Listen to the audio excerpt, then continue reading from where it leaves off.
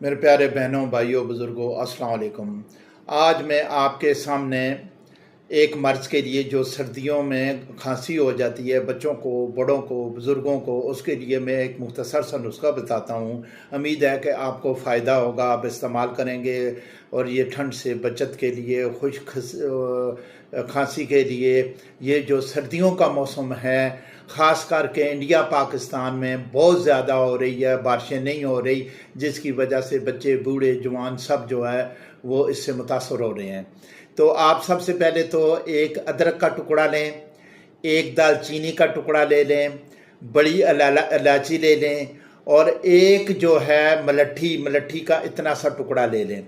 ये जो है इसका कहवा बनाकर रात को, यानी आप 2 कप पानी में ये डालें और एक कहवा बनाकर आप बच्चे, बूढ़े, जवान सब इसको इस्तेमाल कर सकते हैं। नीम गर्म जब हो पूरा तो ये इस्तेमाल करें, इंशाअल्लाह ताला आपको फ़ायदा होगा। मैं हकीम फ़िदा हुसैन अब्बासी, अस्सलाम वालेकुम व रहमतुल्लाहि व बरकातुहू।